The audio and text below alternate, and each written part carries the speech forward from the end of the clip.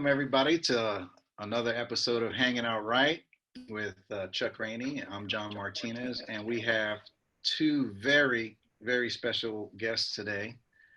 Uh, we're going to be talking about R.E.S.P.E.C.T. Chuck, what is that talking about? It's talking about being respected That's when we right. go into the workplace. And a lot of times we're not, so like it's very interesting, like I was mentioning earlier. I've been in quite a few bands where a woman was one of the musicians or the leader. And I've realized what they had to go through in order to maintain their position in the band and what they had to go through. Also to the different kind of scenarios, because there are two different sides to the coin. You know, I just met Jennifer. I've been knowing Divinity for quite some time now, and I've watched her come up in the business. I watched her start very young and come up into where she is right now. So, John, before I go any further, why don't you lay the land for for Divinity and for Yeah, uh, absolutely. Jennifer? Absolutely. So, Divinity Roxx is a bass player, an MC, a producer. She's from Atlanta. She's probably best known as the bass player for Beyonce and her all-female band. She got her start playing with Victor Wooten and Black Girls Rock Orchestra on BET. She was, I believe, you the MD, and of course, Oh she's no, I'm established. the bass player on that gig. You're just a bass player, okay? And she established herself, like a great solo career now. So we're really excited to have her here. And Jennifer Perryman's a singer, songwriter, producer from Dallas, and she's released several solo album projects, as well as been featured on projects by like The Getaway, Heading West, the Peyton Prince Project, and DJ Face, and many commercial jingles. He's like a very popular session singer in the area. So we're really happy to have them both here and to get their perspectives on what equality looks like. So let me throw out the first question for you, Miss Divinity. Oh, I get the first question. Yeah, Okay. you get. Well, we'll take turns. We're just gonna have a conversation. No biggie. But um, how did you get started in bass playing? No, I'm just kidding. That's not what this podcast. I think the question is what. I think what would the country or what would the music business look like if our gender equality goals were met? What gender equality goals do you mean? Well, that's a good question, right? So, oftentimes I think the conversation is kind of framed in like, what is our measure? When would we say we're equal? A lot of people say it's pay, right? But I don't think that's the only metric. So I would ask, so then how can we measure equality? Is it opportunities? How would you frame it? Because I don't think money's the only issue. I think equality is an interesting word. I think that what most people who are not in power would prefer is some sort of equity. You know, we are, as far as reaching our goals, you mean as far as men and women uh, being able to operate in this industry comparably when it comes to positions. We see more women in executive level positions in the industry. When we see more women in production levels of the industry. There are so many levels in this industry, especially the music industry. And so I believe that I don't know when we'll be able to say, okay, everything is great and now we're all equal and everybody's happy. Yeah. We just live in this world where there has to be somebody on the top and there has to be somebody on the bottom, and the people on the top treat the people on the bottom jacked up. You know what I Yeah. mean? So we're all just trying to be the people on the top. And we think that when we get there, oh, I'm not going to be that way. I'm not going to treat people that way when I get there. But it's just sort of like this part of human nature that we all need to address, about this need for somebody to have power over other people. What is that need? When you really get into it. But that's something completely different. I hope I answered your question. You did in a way. I didn't understand what you said. Excuse me. I've always noticed when there were women in the band around men. Like I spent the last 8 years working with Marlena Shaw, who was the female singer in Count Basie's band. Mm-hmm. But she's been around men for 8 years before, and also she has her own records. But in working with her, I find that being friends with her, there are some conversations that she has where she had to put up with a whole lot of male, how can I put it, a whole lot of male, too much male attention toward her other than what she was there for. And she learned how to do that. And it's kind of hard when you're on a gig with someone to really, unless you're on a plane sitting next to them, to explain what they mean by that. But I already know what they mean by that because I'm a man and I know how men think. I know how, and no matter what level it is, it's very difficult for a woman, to me, to receive equal respect or respect to her, like we do like we do each other for men. Mm. It's always amazing to see a woman really. Now I'm talking about musicians now, to really be able to play and to function and to put up with a whole lot of the things that men don't have to put up with. Mm. I'm trying to be clear without using words I don't want to Yeah, use, yeah. I but get it. y'all know what I mean. So like Sure. in watching, I know that whatever it is that you do is very, very important, and you have a skill set. Both you ladies do. There's always a man blocking the way. Uh, Now, when I say that, I'm talking against men that way because, like, I've always felt that way. I've always felt that way. That this woman is a great player. She just needs to be left alone from outside attention. But now, sometimes a lot of women get involved in the band for attention. And I see Jennifer shaking her head. so, Divinity, I Mm. definitely hear what you say. I've watched your career almost from the beginning. I think it's just awesome. You know, I was looking at old base camp photos and I found photos from the first camp. I didn't realize I met you at the very first camp. Yeah, it was the very first one. Yes. Oh my And God. We were so cute and young and and you were the only female there. I was. I was. Yeah. You were the only female there. Oh, I didn't realize that. I I'm don't. so used to being in spaces where I'm the only female that I don't make a deal out of it unless somebody else makes a deal out of it. I don't even recognize it. It's just like being black. You know, I can be in a room full of white people, and of course, I'm gonna notice that I'm black, the only black person, or oh, I'm the only woman. But it's a fleeting thought. It's not something I focus on and that I make a big deal. Yeah. I don't know. I grew up. I'm gonna stop talking after this. I grew up with a dad who never made me feel like being a girl meant that I couldn't do anything. He Mm. never, I mean, my dad had me out there working with him on cars and opening up my electronics with my screwdriver and going to games and different things like that because that's what he was into and I was his kid. And so he was like, this is what I like to do and this is what I'm going to share about what I like with you, Wow. you know? So That's I just, trippy. That yeah. seems to be a common thread, I think, through so far in all three podcasts that we noticed the role that parents played in people's lives, and their attitude about succeeding. And when a parent made it like as Chuck says, it's a never mind. Like don't even think about that stuff. Just do what you do, and you're not told that you can't. It's amazing what you end up doing. You know, it's pretty cool. Your dad was cool.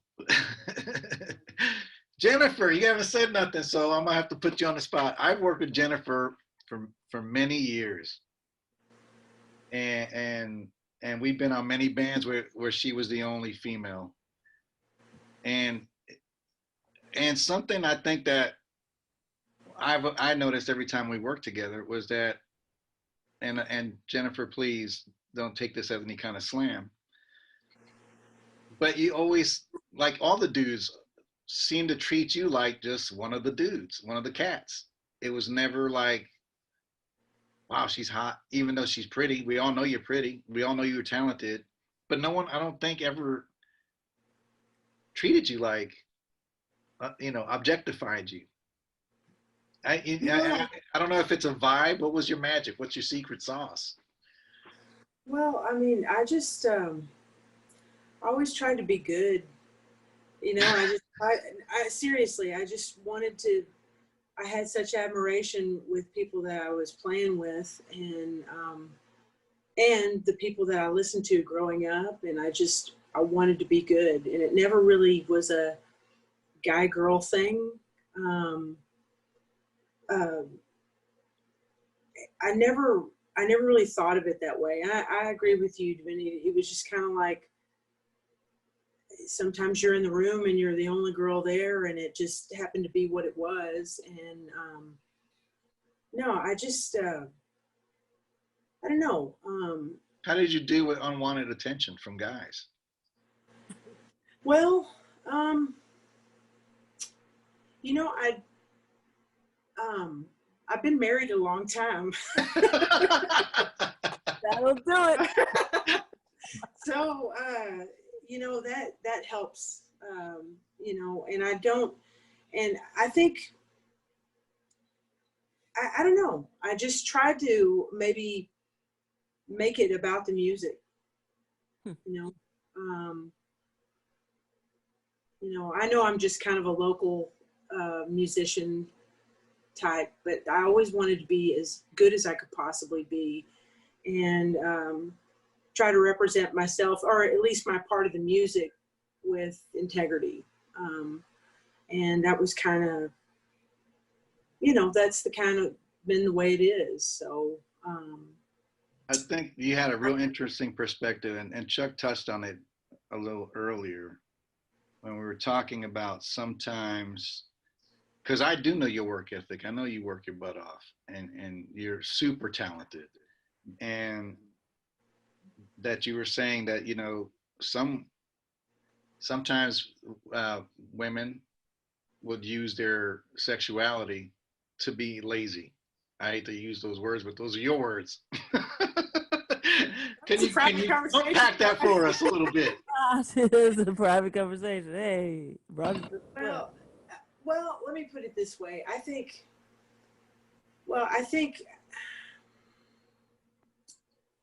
there are levels of work ethic, and and I think, I mean, when you get on the level that, Chuck, that you've been, and where you are at Divinity, I mean, that's a different level.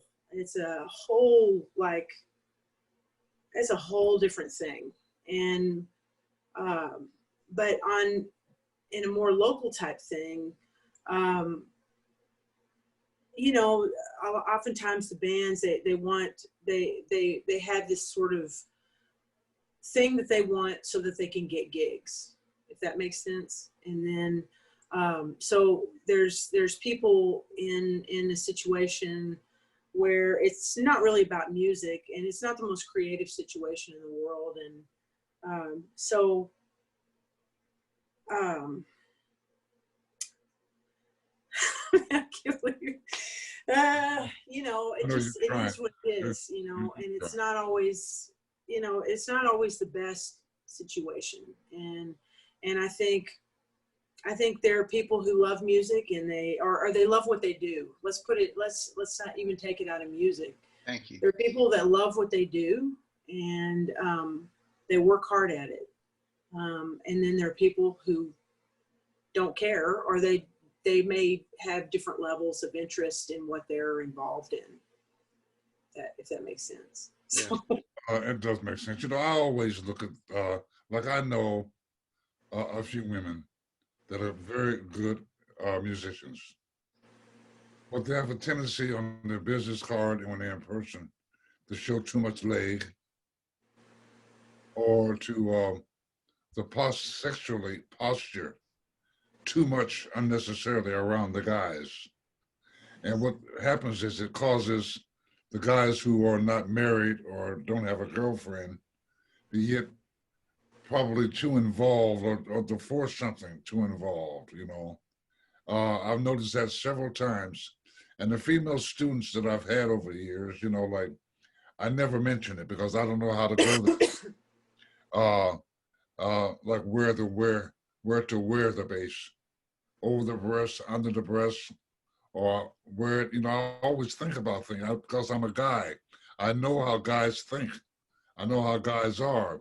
And I've seen a few women that I've, you know, that I know who show too much sexuality, too much leg, and they do it because Wait a minute. I'm going to interrupt you, Chuck. I'm waiting for somebody to say something. Nothing wrong with showing a little leg. Well, this the music business. It's entertainment. If you got it, you better know how to use it. Now, I'm not against that. I think that women are sexy and beautiful, and everybody loves to see a woman who is strong and powerful doing something amazing because there is an appeal to that. Nobody wants a little weak little woman. They want somebody strong. Even, you know, like that's what people want to see. They want to see women doing beautiful things. And it's amazing when you have a woman who is talented and can play and she gonna show you a little leg. What? I think Are you that's the key kidding me? right there. When it's just about sex, Who's not gonna want to go see that? yeah. When it's just about sex, Put then on some it shorts works. on the stage now. Hey, Right. when I I, think I think you touched on it. If you got the talent, listen, then you do better. what you got to do. But if you got no talent, then it comes off as cheap. Yeah, I mean, if you don't have talent, that's all you have. But I mean, that's not just the music industry. That's the world we live in. Mm-hmm. Yeah, Everybody is using true. what they have to get where they want. Mm-hmm. You know, use what you got to get what you want. Hey, there's a Mm-hmm. song. There's some songs about There's that. a song. Yeah. Yeah. So like it does become frustrating when you are a woman in the industry and you are doing all the things, you know, you're playing, you're shedding, you're interacting, you're in love with this music, you're hanging out with other people who love this music, you're learning, you're growing. It's frustrating when that there are some people who continue to objectify you and who don't respect and who don't recognize the talent in you because they're so caught up in everything else, in your sexuality, in the way you look, in the way you make them Sure. feel. But you know, you do want people, any all of us talented women in this industry want everybody to recognize us for our talent. The beauty and the hotness is the icing on the cake. Like, you know, I mean, it is. Men objectify themselves. How many album Oh covers yeah. with men with their shirts open and their hot little bodies all sweating and everybody want to, you know, like, so I get where Chuck is coming from though, with the whole conversation. There are challenges to being a woman in this world. When I walk out of my door, there somebody's going to challenge me in some way, shape, or form by doing Mm-hmm. the smallest little thing because I'm a woman, some small gesture that is supposed to make me feel like I'm lesser than you. But I know who I am. I know what I bring to the table. I know what I'm capable of. I don't fall for it. I know how to use my sexuality to benefit me because I have that. You got them green, pretty eyes, Chuck. I know you've been using them eyes your whole life. You know what I mean? I hear that all the time about Chuck too. I mean, come on. I Use do. I what you got to get what you want. I want to thank you hear. for saying that to me because I do understand what you're saying. You got to use what you got because it's tough out here. What? And of course, a lot of times you use certain things that you don't know you're using, but you know that you're using it. You know, so thanks for cutting me off there and making me adding another chapter to what I was trying to say. I'm glad that you said though that you understand, you know, what I said, about it. But thanks for straightening me out. So, That's you know, awesome. Well, let me throw another question out there real quick, and then we keep this conversation moving. But Divinity, earlier you said Uh-oh. that we could use more women in leadership positions, even, and more producers. Uh, so, what, in your opinion, and this goes to you, Jennifer, as well, what in your and Chuck always talks about this, by the way. Mm. What, in your opinion, are we missing out on Oh. by not maximizing the talents of women? You are missing out on some beautiful music. Mm. You're missing out on some beautiful art. You know, Terry Lynn Carrington was talking about this in another chat we were talking about. And one of the things that she recognized is, or that she brought to light, was that the women who she saw who were successful and who were out there and who were making a name for themselves, they all had one thing in common. They have this A personality. They're some go-getters. They're gonna fight and fight. They're fighters. They're tough. They're not going to take it lying down. They're going to push their way through the door. They have a goal. But what about women who don't have that personality and who are extremely talented and they get overlooked? She was like, I want to see women, all types of women, fill these positions and have opportunities to fill these positions, because otherwise we're missing out on another interpretation of art that we haven't experienced yet, you know? What do you think, Jen? That's good. I I like that. That sounds great. That sounds great. every time that I've had, when I've had the opportunity to put a band together, I've always tried to put a woman in the band, especially as on keyboards. And every time that I did, I was greatly satisfied with what I heard and Hmm. how it made me feel. You know, like I'm that kind of a guy. My mother had 11 sisters and one brother, which means I had 11 aunts, you know, along with thousands of first cousins. But the thing is, I've watched all the women in my life. They do bring something else to the table. And musically, you know, like I've always felt it with a woman in the band and the keyboards, mainly, you know, the way that they play. Now, you know, of course, I have not made that much to do about it other than personally. I do like the feel that women bring to the bandstand. And Divinity, you're right, because sometimes if the woman is sexual, is sexy, it does help for whatever the help may be. I'll say this, and I'll say this publicly, and John, we might want to take this out. When I was working with Aretha, there was a segment during a 2-hour show where she sat at the piano and did a medley, just herself, all by herself, playing the piano and singing. And I remember always looking forward to that because she was a beautiful woman, I thought, very, very pretty. You know, and the way she would just roll on the piano, see that she was playing and whatever. Sex, like it did definitely, I guess, help my attraction for hearing her sing. But as I say that, the voice is monumental in how my respect for Aretha. You know, but I know the women got to use what they got to use, like it is. Like you said, D, it's rough out here. You got to take advantage of everything that you got if you got it. But wait. I don't want to leave this conversation with that being the theme, okay? Because there are some real structural changes that need to take place in this industry and in this world when it comes to women and their role in it. You know, we do need to see more women in executive positions, because I feel like women have different decision making mechanisms, you know, and they help balance out how everybody sees the world. We can't just look at the world through the eyes of men when half of the population are women. Mm. What is that? I mean, even in the numbers, nature has made us equitable. It's equity happening here.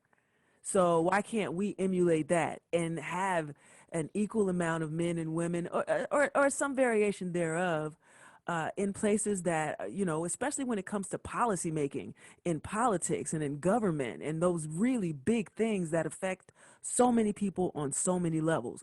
How come we don't have more women in those types of positions when they could be so effective?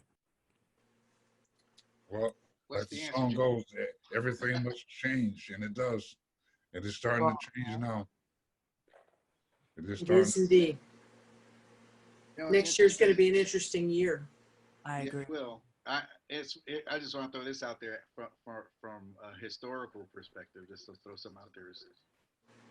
Uh, so like, yeah, Chuck mentioned earlier, I'm Puerto Rican, and the original inhabitants of the island were Taino Indians, and actually they inhabited most of the Caribbean, Jamaica, Trinidad, Laura. Tobago, the Dominican Republic, all that, right?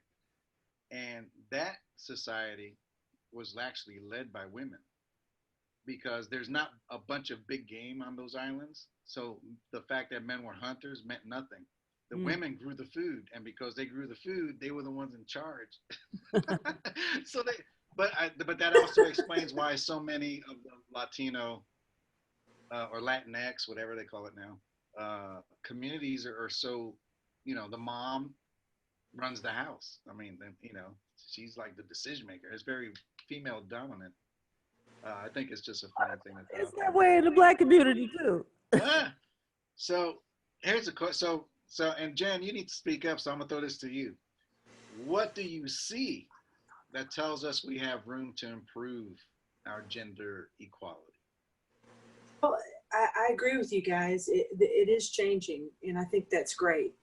And yeah, there is more room for improvement and more room for, you know,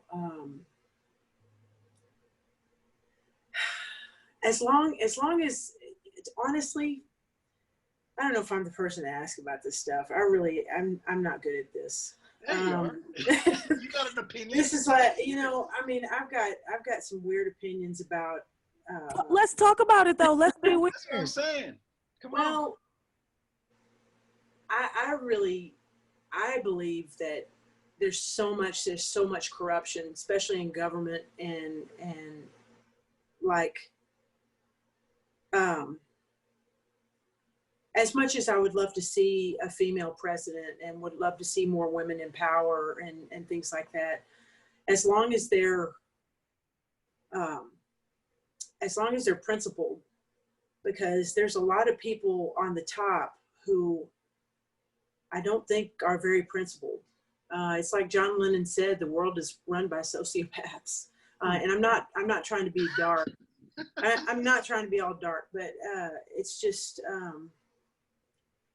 you've got good people and you've got very strong and aggressive people. And a lot of times strong and aggressive people will do what somebody else might not do to get where they want to get. And which I love your point, Divinity, when you said a lot of these women who are type A and they're go-getters, and then there are types who aren't. They don't have that type of personality, but maybe they are principled and they have a lot to offer. But I don't know, man. I think there's room for change in just about everything.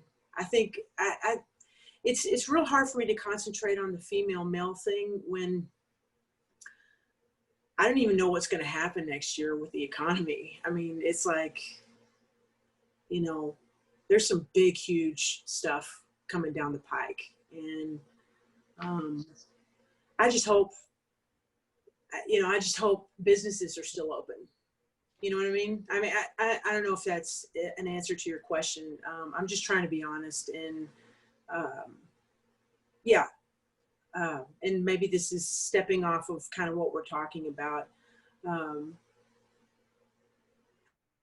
I think it's important for us to all be kind to one another and accepting of one another. But that's like, of course, right? Basic. So. No, that's good, Jan. That's good. I don't know. I didn't mean to not give you a complete, well said answer, but that's just. Well, the way I feel. Not to like preach at anybody, but this morning I read Proverbs 19:22. It says, "What is desired in a man is kindness, and a poor man is better than a liar." Hmm. And I think that kind of speaks a little bit to what you're saying. We need more kindness, and less greed, maybe. Because I Yeah. think, William Duvall, a friend of ours, he's the lead singer for Alice in Chains. He's out of, I think he's from Atlanta too. He used to be in the punk rock scene out there. I know who you're talking about. Yeah. Yeah, Uh-huh. William. And so we had talked to him when we interviewed him for our book. And one of the things he said is, if you want to, you got to be kind of crazy to want to run this country, or actually anybody who gets on stage is a little bit crazy. Yeah, for sure. Because if you can stand in front of 20,000 people and do your thing, you're up there because you got to be a little bit egotistical, and you're obviously up there trying to work something out, and you're working out in front of all these people. You got to work it out. I Yeah, you're get. trying to work something out, man. Because to get in front of that many people and then expose your heart in front of them and do your thing, yeah, you're working something out, and but it takes a special kind of crazy to want to run a country. A little bit. Run a huge corporation. I mean, the amount of responsibility. I mean, so some of the biggest corporations right now, like YouTube, that's female run. She's CEO. The 23andMe, her sister runs that. I mean, that's just a couple, but I mean, just the sheer amount of responsibility to try to make that budget happen and all that kind of stuff. That's it does take a certain type of personality to lead people, right? Like to inspire people to follow you and you know get behind your goal and that kind of thing. Yeah. Casey, go ahead, Chuck. I'm sorry. I was gonna say I feel that things are changing. It's just that I've seen a whole lot of men disrespect. Uh, Maybe sometimes it's behind her back. Yeah. Um, uh, and I don't really think that that's necessary. Now, I do like women, like I'm not, I do like looking at them. I do like appreciate the touch. Like I said, I had 11 aunts. That's on one side of the family. I didn't mention my dad's side of the family. But the whole thing is, like, I found that in the music, I find behind a woman's back, or even in Japan in particular, that a woman does not have equal respect in the band. They put her to the side some kind of way, or they say things to her that are not necessary. And although they are good musicians, and I've always just felt a little differently because women make me feel good in the music. By the way they solo, the way they look, the way they smell. This is all a man's thing now. But the whole thing, the presence of a woman has always been very important to me because women have been in my life all from birth. Including my mother and my sister. And I knew my grandparents and my great grandparents. Now, of course, they're gone, but I had a chance to feel what women bring to singing and what they bring to the field that makes me want to play. And I just sort of kind of, and I've gone out of the way sometimes to mention to band members, that they're going too far. They're talking the wrong way about this bandmate. I haven't done it often, but I do think about it all the time. I've always watched people in the business, or women in the business, succeed, knowing that they're going through certain things in their head. That they handle it. Some don't handle it well, and although they're good musicians, but some don't handle it well. But then some do handle it real well. I found it very interesting talking, and not talking, but hearing Divinity talk about a girl band, all the girls, and she looked like, she was very happy with this too, telling how girls, what goes on with girls and the blah, blah, blah. We have fun. Oh, yeah. Oh, yeah. Oh, yeah. Somebody said with the original Beyonce band. They had been working with Beyonce through a number of bands that she's had that were all male. And they've said that you guys are closer as friends than the all male bands. You guys actually go hang out with each other after the gig. You guys do things. You guys call each other and go, you know, go sightseeing or go to dinner or go to a club or go to a jam session. You guys all do that together. Whereas a lot of the male bands after the show, everybody just goes to their room or goes and does their own thing. Right. But we created this community that we just kept being a part of, you know, at as much as we could, you know. That's funny. Me, Chuck and I, when we were talking about this particular podcast, that did kind of come up in our conversation. Like, I wonder what the dynamics were in that situation, right? Remember, Chuck? We were like, Yeah. do they like each other? You know, because sometimes guys, they'll be in a band with, like Duke Ellington was known for like getting guys in a band that didn't like each other because he liked that tension on stage. I think with anybody, you're a family, you know, you argue with your family. Oh, yeah.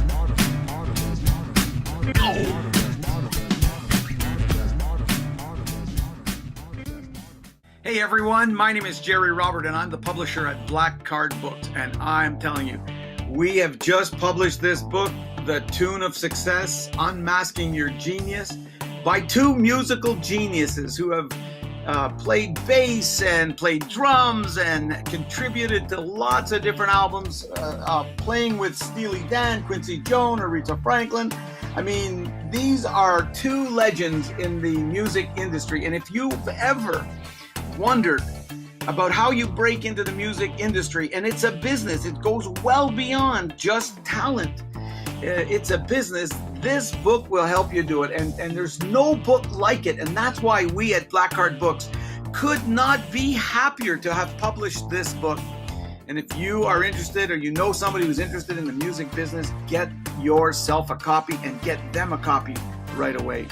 Guys, we are all excited about this. We know this is going to become an international bestseller, and it's going to help a lot of people go to the next level in the music business.